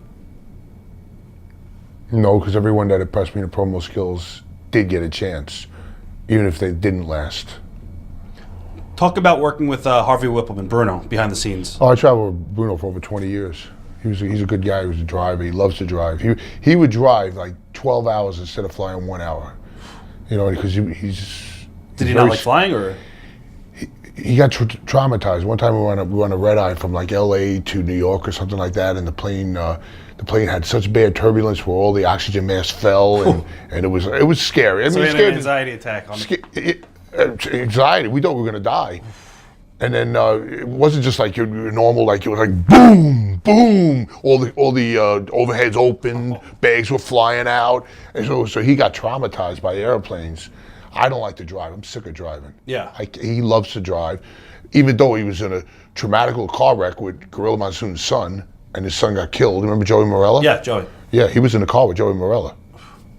Joey goes, "Go to sleep, Bruno, and I'll wake you up if I need you to take over." So Bruno puts his seat all the way back, and then Joey falls asleep behind the wheel, goes off of exit 5 at the Jersey Turnpike, goes through trees. The car flips like 5 times. Joey's like almost decapitated, and then the car's sideways, and he had a seatbelt on, and Bruno's on the bottom side. He had to climb over Joey's body and go out the window, and he's not scared to drive, but That's crazy. yeah, he loves to drive. Do you think he gets the respect that he deserves for what he does for the company? Bruno? Yeah. No. He does everything. He's like the go-to guy to get anything done. Right. What are the biggest misconceptions about WWE by people who are criticizing the company or reporting on it? Like, give me an example. Oh, the sheets, websites. I think all bitter. I think the people that knock the company are bitter people. I don't have any bitterness in me at all. Now, you're working behind the scenes doing promos. Were you at wrestling at the same time at all, or being on the road? Occasionally. Like Vince threw me in a 6-man at Barclays Center in 2012 because it was our first show at the Barclays Center. So I was actually doing promos and stuff like that, and then he threw me in there, and then he puts me over. Right. And then little things. It would always be like cameos, stuff like that. Memories of Randy Savage. Oh, yeah. I love Randy Savage. He was a great guy. I wrestled him like once or twice, and he... one time I was when I first started out in the business, I used to put stuff on the back of my wrestling tights and said, "I'm coming up," and I'm, with all these different little sayings. And Savage, "Oh yeah, brother, I like what you're doing." He goes, "I like that you got some kind of interest that you're using creativity." He was doing that to me. And I'm like, "Holy shit, man, this is great." What about Elizabeth? Elizabeth was a sweetheart. Randy was high strung. You know what I mean? They were like complete opposites. We've done a lot of interviews with guys, and they said that at times that he would lock her in dressing room closets and stuff like that. Not true. Not true at all? Not okay. true. Do you believe the Randy Savage Stephanie rumors to be true? No. Do you know what I'm talking about? Yes. Okay. Why do you think the company never brought him back? Well, I think it was his choice. He double-crossed Vince, and he was supposed to be on Raw, and he winds up on Nitro the same night. You know what I mean? Would you bring him back? You think that was what the heat stems from? Yeah, it was. He created the heat. Okay. Thoughts on the Monday Night War? I think the Monday Night Wars were great. Competition always makes some, makes the product better, and they were kicking our ass for a long time. Did you see the tension behind the scenes? Well, they used to have Howard sitting by the trucks outside looking at the Nitro and reporting everything that happened, and then like Erica was doing things like giving our finishes because we weren't live, but that's where the problem came, where they did away with enhancement guys and all that stuff. That was the best way to do it. Once Nitro began taking control of the ratings, how did things change behind the scenes for WWF? They cut the budget. Vince had like little meetings, and he says, "Well, I don't own a network like Ted Turner, and I don't have endless pockets like Ted Turner, and this and that." But then what did we do? We went Attitude Era, I believe. Yeah, I was going to ask you. Decision was now made to go full blown with the Attitude Era. Thoughts on the era of the company? Oh, the Attitude Era was great. That's when we started booming, and Turner couldn't do it because his station wouldn't allow that. Right. So we had them. Before the Attitude Era became part of the mix, how did people within WWE look upon ECW? ECW was like a cult following. ECW was like, I'm not going to say minor leagues, but like almost like it wasn't respected like it is today. ECW came in to work a couple shows for Vince. They did the Raw in Manhattan Center. What are your memories of those nights at some of the Didn't guys? they just sit in the first row or something like that? No. Sandman and a couple other guys. Well, that was the angle they did, but they also did a couple matches when Paul was doing Barely Legal. They had Little Guido wrestled Stevie Richards. Oh yeah, I remember. I I was supposed to cut promos with all those guys, and then like Sabu said to me, Paul, he said, "Don't do anything for you guys." Paul, he was playing like a Paul was playing like a little bit. Paul said he never said that. Right, but he probably did. Yeah, probably did. Yeah. Memories of working with Steve Austin and what he brought to the table. The only things I did with Steve Austin was cameos in the back. I didn't actually have a match with him. Steve Austin was huge. I loved the idea that Goldberg was in WCW and Steve Austin was in our company. Yeah. And Steve Austin could work circles around Goldberg. What was he like outside the ring? Very, not edgy, but not, put it this way, if I asked him to do a promo, once in a while he'd blow me off. But he was a nice guy, but just a loner. Always on his own, you know what I mean? Always outspoken. Like one time he called Vince and he says, "I quit," or something like that. Right. And then when he was the ringmaster, he hated it, and until he came up with that Stone Cold deal. But I mean, I tell you, he was a working machine. When you ask guys to do promos and they blow you off, was that for? It wasn't obvious for TV. It was for other spots and stuff. It's not that they don't blow me off. They go, "Okay, I'll try to get to it later." Because a lot of guys don't realize the value of it. It's TV time. Exposure. It's insane. Other guys like Miz, Cena, they would always come right in. You know what I mean? Other guys I could never get in. I don't want to even say the guys that I wouldn't get in, but like I even told Jericho that, and Jericho understood that because I gave him shit a couple of times.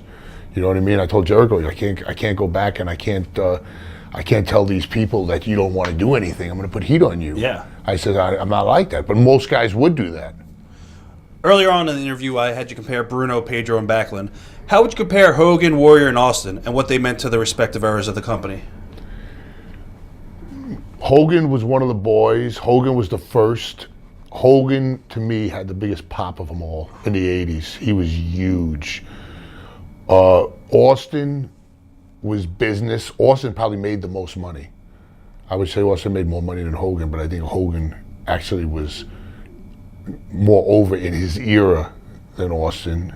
Who was the third one? Warrior. Warrior was he was over. I would say I would go Hogan, Austin, Warrior, but Warrior was over. Believe me, I'm not taking because you give me three powerful names here. Yeah.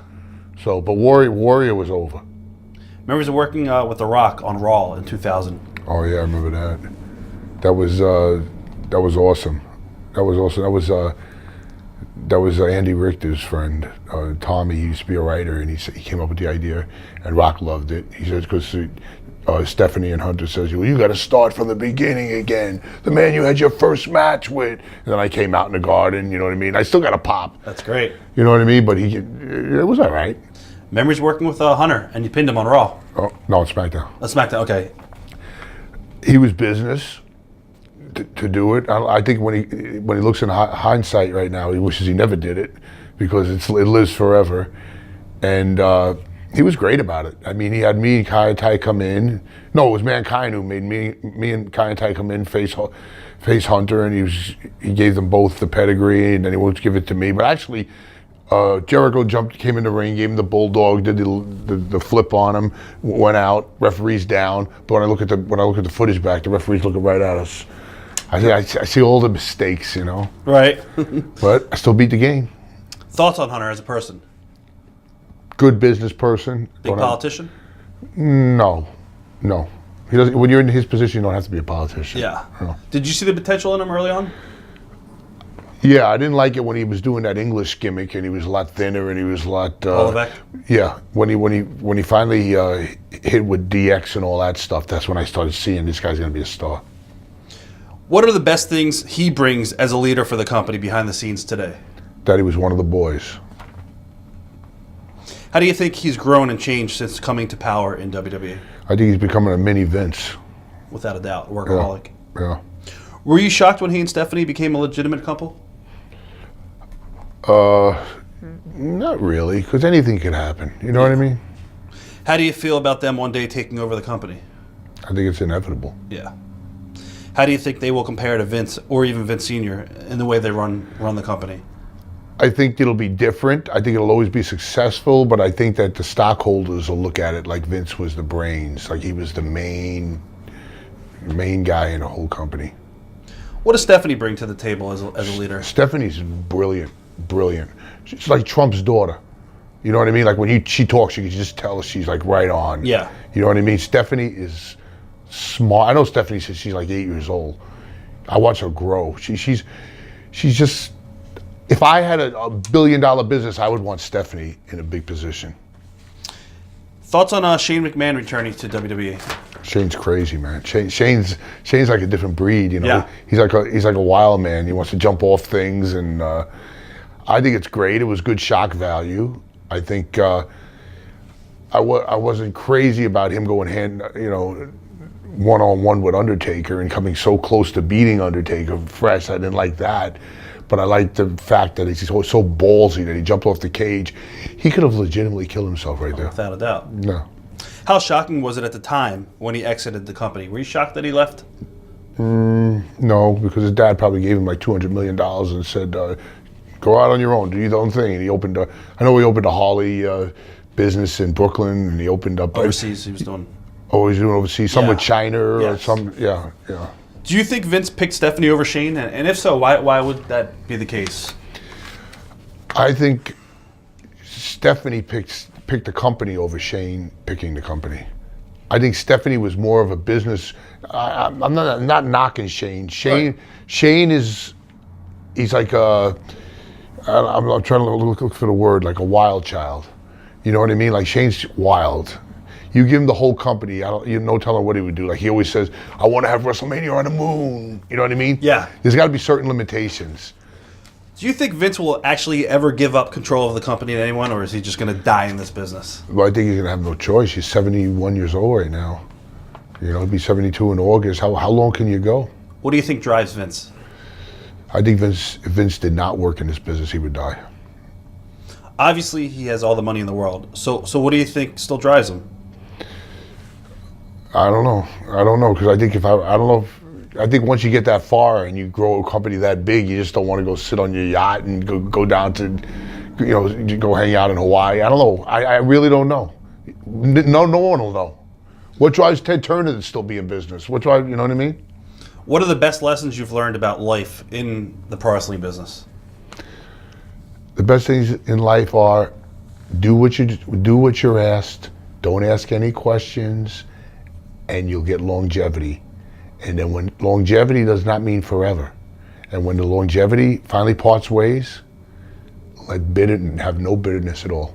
I never have said a bad word about the company. Memories of the day WWE bought WCW. Oh my God, scary. Scary for WCW talent.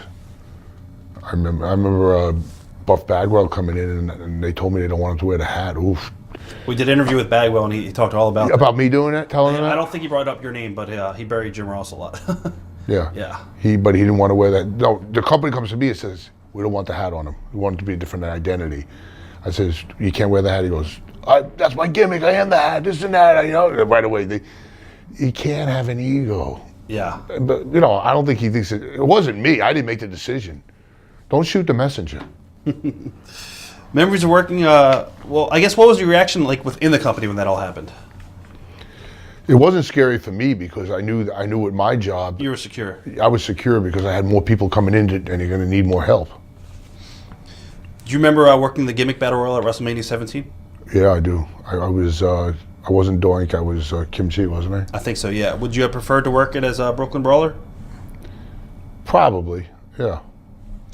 What led to the idea of you turning heel in New York and becoming the Boston Brawler on Oh Raw? my God, that really broke my heart. But they just wrote it in like that. They wrote in where they said if you take that New York Yankees shirt off and say now you're the Boston Brawler, they're gonna start a riot. I'm telling you, that was real heat.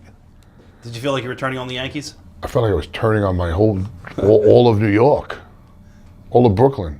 Anybody from the Yankees organization contact you at all? No, but I did wrestle in Florida with George Steinbrenner in the first row with his grandson with the Yankee shirt on. Right. I thought that was pretty cool. Now, you said you've always wanted to work in front of the ECW crowd at the arena. I want to work in front of there like more than ever. You actually got to work, even though it's not the same thing. You got to work with Kurt Angle on ECW. Yeah, on but that was the obviously. bootleg ECW. Yeah, exactly. Tomorrow is like the really, well, even though it's not ECW anymore. It was the same feel, and it's going to be the same type of crowd reaction. And Because they just like, and I asked Paul if they would like me. He says I'd be a natural fit. Oh, yeah. And Eric Bischoff told me that it's going to be the perfect place for me. Without a doubt. I want to produce, you know what I mean? I want to, like, what do they expect? Is it like it used to be? It's like the same kind of fans, rabid fans, and they're really it's 1,000 smart marks. Yeah. So, yeah, and they're definitely going to pop for you huge, so. Yeah, but I mean, they didn't want to see, like, you come out with a bat, like Terry Funk with the barbed wire around the bat. And all No, that it's not shit. going to be that crazy. They kind of tones it down a little bit. But you could throw them outside, run them into You're just going to be a novelty there, and I think you're just going to get over just on the fact that you're the Brooklyn Brawler, Steve Lombardi at the ECW arena. It's like a holy shit moment. Because that's the same arena that Paul Lee ran, Yeah, right? yeah. It's where he did all his TVs out of and everything. It's what. It's like it's my vision quest, like that movie. Yeah. I got to do it. It's going to be awesome. Thoughts on John Cena and his work for the company? He's a machine. John Cena's a machine. John Cena's an animal. He has a connection with the people. His work is not like Shawn Michaels, but he gets the people. He draws money. Why do you think so many fans rejected Cena for such a long time? And what do you think fans reject Roman right now? Do you think it's because he was forced down their throats? Yeah. If I force a steak in front of you, and I force a steak in front of you, and I don't want steak, leave me alone with the steak, even though the steak might be delicious. You cannot force somebody to do something that they're not ready for. They have to make the decision on their own. Do you feel it's harder now for baby faces to be legitimate baby faces now? Yes. Why is that? Because I feel that the baby faces today get forced. The same reason. I think it's a lot easier to be a heel than a baby face. How could you tell somebody to love you, but you can certainly make somebody hate you? It's true. It's true. Do you blame the internet for that, or do you think it's just pro wrestling has lost the foundation it used to have? I don't like the internet in general because I think the internet's a bunch of fucking geeks sitting behind their desk and they can say anything they want and then it stays there forever, even though it's not true. It's bullshit. It really is. I agree. And we can't call them on it because they're hiding. Yeah. They're like these little fucking bookworms. Exactly. Like everybody's had things said about them and you know damn well this wasn't true, that didn't happen, that didn't happen. But you can't tell nobody and then there's going to be 1,000 people that say, oh yeah, but I read that. Exactly. Trust me, I know. Bullshit. Trust me. I know the whole deal. But it's bullshit. It really is, and I can totally relate to it. It sucks. Favorite memories of him personally and professionally? Famous a memory of me and Undertaker is we're doing a double shot, and Vince has a private plane, and it has no door going to the pilot's what do you call that? The cockpit. Right. We're all drinking, we're having a good time. I go up to the pilot and says, "What's the odds on me flying this plane?" And the co-pilot goes, "Why not?" He got up, he let me sit in the seat, and the pilot goes, "Turn it ever so slightly, the wheel to the right." I did, and the plane turned a little bit to the right. Then I'm ribbing Taker, Kamala Taker, and everybody. They can all see because there's no door. So I'm going like this, and I'm pretending I'm hitting the buttons and this and that. And Taker looks at me, and I look back, and he goes. And if you ask Undertaker to this day, he will tell you, Brooklyn Brawler flew an airplane with me in it. That's awesome. And then another great thing with him was that I got to wrestle him. Not many people could say that they faced Undertaker in the ring. What was it like? Oh, Chills? not so much chills, like the great, like the lightest touch, the most seasoned veteran you could ever be in the ring with. Memories of working Raw Goes Old School against Ezekiel Jackson. Oh God, I remember that. He was a good guy. I remember the exact match too. But it was just fun to get out there again. When you don't wrestle for years and years, and then they say, "Oh, you're on Raw tonight." Wow, man, that's cool. How excited were you when you first got your action figure? Oh, I was pretty excited. You know, I still have it to this day. I still sign a bunch of them. Much tomorrow, I'll probably sign about 50 to 100 of them. But Jack Specific says none of them ever sold. When WWE debuted at the Barclays Center, you were booked as a surprise partner, teaming with The Miz. I think it was and Alberto against 3MB. Memories of that? Yes, yeah. Any oh my memories? God. Oh yeah, huge memories. They called me up. The office calls me up. They go, "You're going to be working at the Barclays Center," and the person that called me up, I'm not going to say his name, but he goes, "I don't know how they're going to pull this one off." That's a great thing to say to somebody, right? Right. But so I get to the Barclays Center and I find out it's a 6-man. It's going to be me, Miz, and Alberto against 3MB. And I say to the writers, I go, "Oh, I guess I'm doing the job as usual." They said, "No, you're going over." I went, "Oh my God." Then I got to figure out what am I going to use for a finish. So I'm practicing all these different things. They got the mats in there. I'm going to do this big ass bump on top of Ginger. What's his name? Ginger Mahal? You know the guy. Yeah. I don't know how to say his name. Ginger Mahal, right? Yeah, Ginger Mahal. Yeah. Mahal. Ginger Mahal. Yeah. So he's watching me do this thing, and I'm saying, "I'm not going to do this to you. I'll tell you what, I'm just going to use a Boston Crab." That's what I use to this day. Right. I use a Boston Crab. It's easy. Yeah. You can do it to anybody. You can do it to fat kids, skinny kids. You can do it to anybody. Why do you think that every so often the WWE made sure to include you in moments like that? And what did that mean personally to you? Well, it was nostalgic, first of all. They're going into Brooklyn. What are we going to give Brooklyn? First time ever in a Barclays Center. And it meant a lot to me. It freaked me out, man. All the little cameos, the garden, all these little things they did for me were, it was like magical, man. I loved it. Now I got a ton. You know what would be equivalent to that? Me walking out tomorrow with Paul. Oh yeah, well, Would they erupt? oh my God, yeah, well, they would go crazy. Oh my God, Yeah. Paul would never do Paul it. hates going back to that building. Does he? Even when they did the documentary for WWE, he didn't want to do that. What, too many memories? He just doesn't. He just wants that to be a different part of his life. Oh my But God. I think deep down he's still, whatever. If he ever walked out, oh God, That'd be crazy. he's great. I love Paul. Yeah. I'm going to mention some names, and then I got some follow-up questions on some other stuff, and we could probably wrap it up within the next 45 minutes. But the names that I mentioned, any thoughts, any stories that come to mind? Howard Finkel. Howard Finkel, longest, Vince's very first employee. Good guy. Good guy. The Hebners. The Hebners, I never had a problem with them. When they first came in, they were good to do the switch with the refereeing and all that kind of stuff. I never had any personal problems. Kurt Hennig. Kurt Hennig, I love Kurt. I had my first match in my whole life against him. He brought you up to Portland too, because I heard that story. Yeah. He was a ribber. One time we were in. Oh God! One time we were in. He used to stop at pet stores and buy like white mice that they would feed to like animals, like snakes and shit, and they were all dead, and he put it in everybody's pockets and in their in their bags and stuff. And you bring the bag home, you open up, and there's dead mice in it, all stuff like that, you know. But great guy. The Killer Bees. Brian and I just seen his partner, Jim Brunzell. Jim Brunzell, from Minnesota not long ago. Good guys. Jimmy Snuka. I love Jimmy. I shared rooms with him. I traveled with him. I had discussions with him, and yeah, he was a character. What are your thoughts on everything that's going on right now? If you want to say, if you don't want to say. As far as what? The trial with him.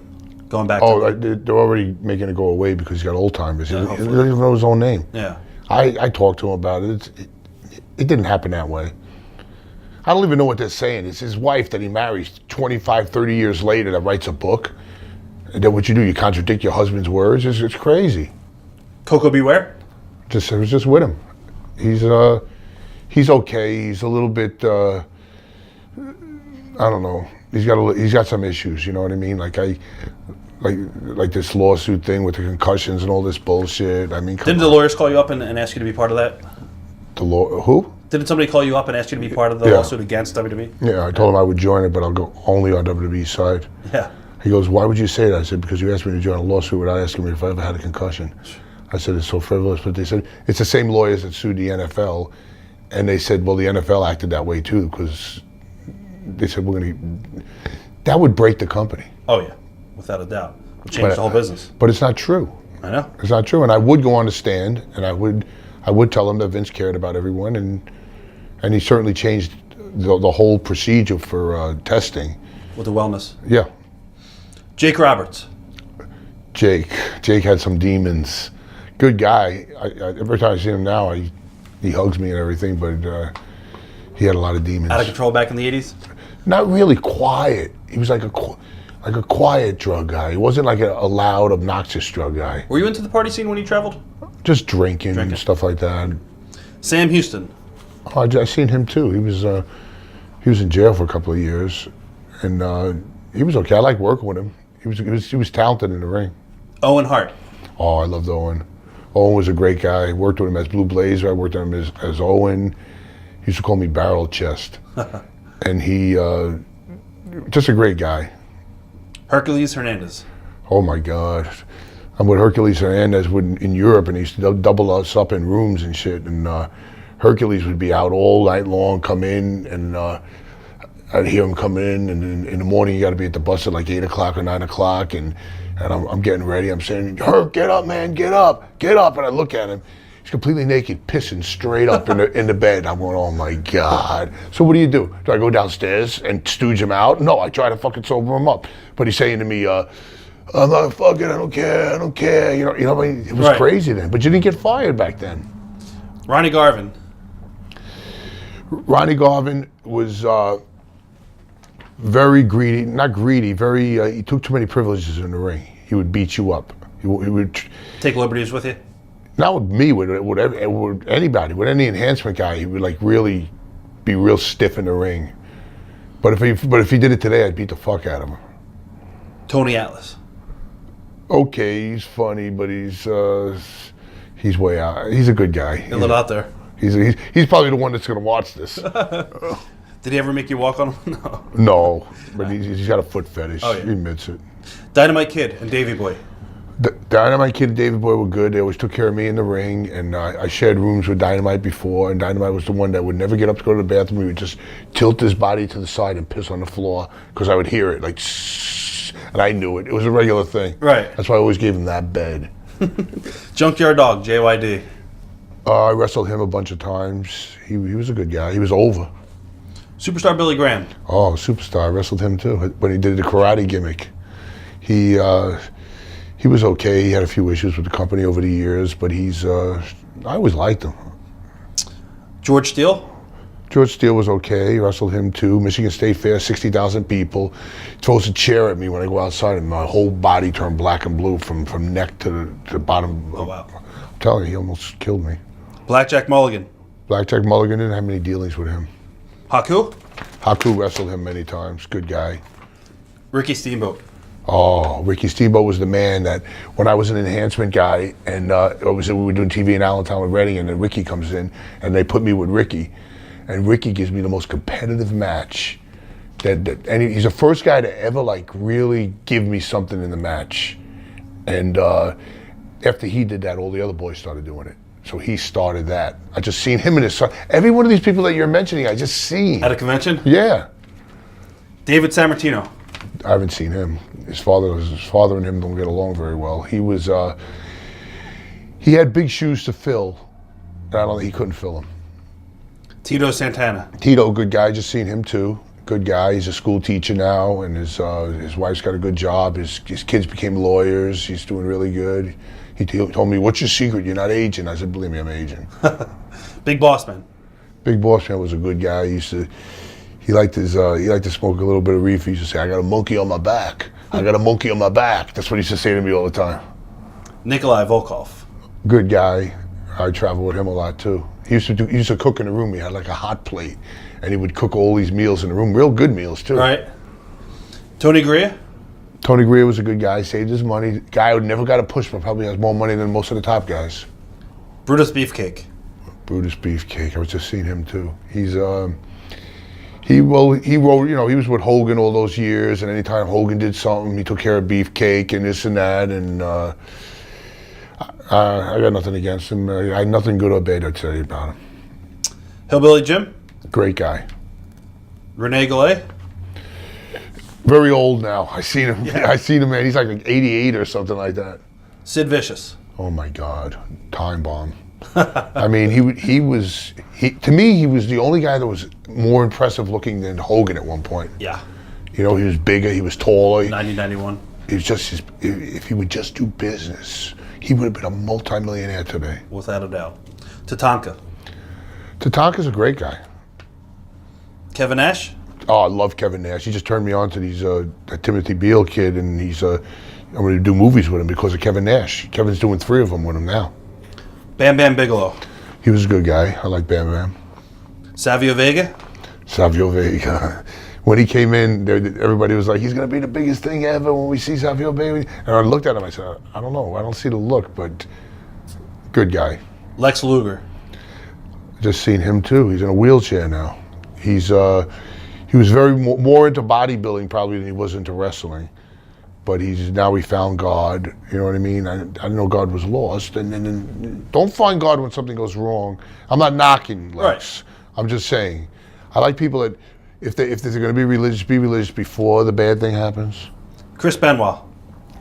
Chris was a very religious person, and his wife Nancy had surgery. She had like a fused disc in her neck or something like that, and I called him up and I said, Chris, just checking on Nancy, making sure she's okay. And he called me back and he goes, you touched my heart. He goes, you cared enough to call my house about my wife and this and that. So then when he didn't show up that night, I kept calling his phone. And I said to myself, oh my God, now I'm going to be on record. Right. You know what I mean?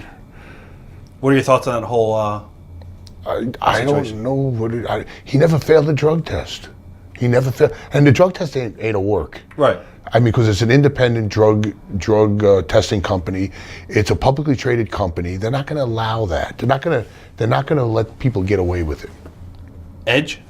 Edge is a good guy. Eddie Guerrero. Eddie Guerrero, good guy, hothead, then becomes a loving guy. He worked ECW. He worked ECW and Ring of Honor. Yeah. Yeah, talent. His expressions alone. Bubba and Devon. Oh, I love Bubba and Devon.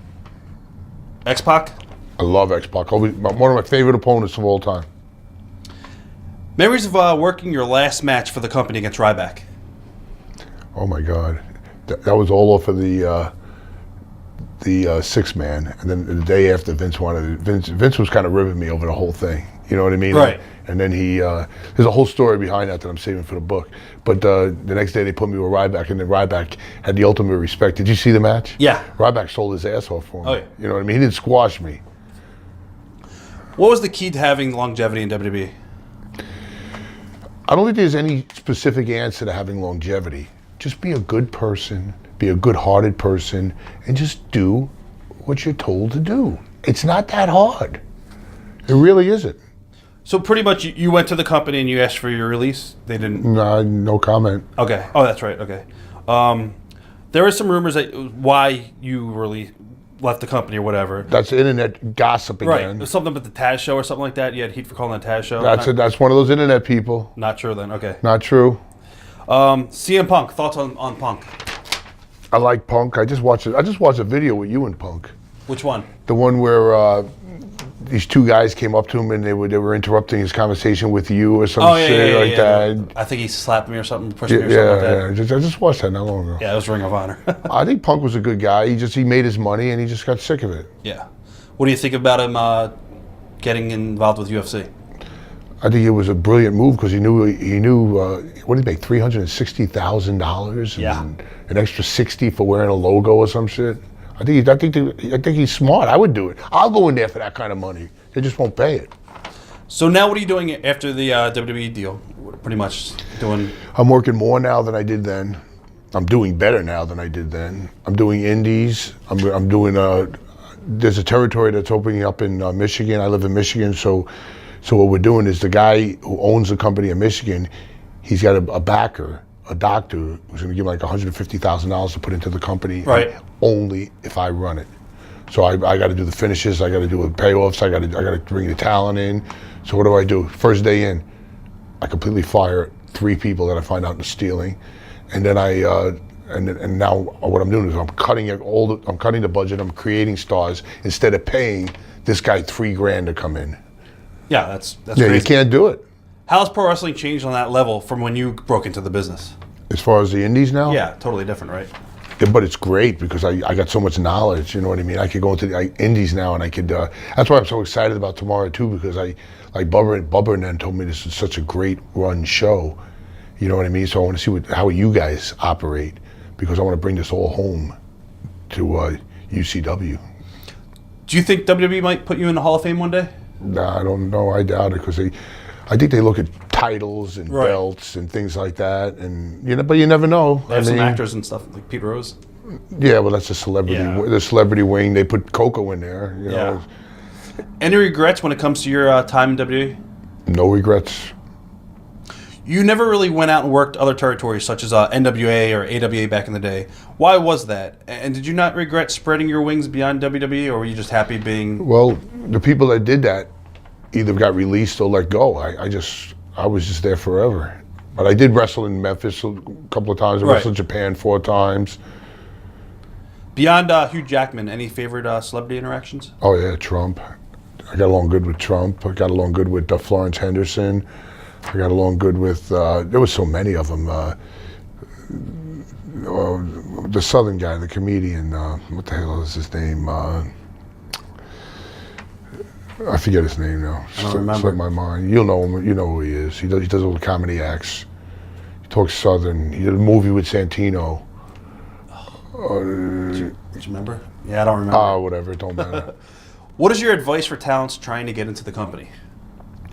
Oh, trying to get a company now? Trying to get into the company. Get cardiovascular fit. Be in the best shape of your life, because they will destroy you. They That's will. what Billy Gunn said too. Oh my God, they will take you to the limit. Like you see these shows, like these ninja shows. Yeah. I don't know. Endurance. Endurance, and then after you're all blown up and you can't take it anymore, then we're just going to start.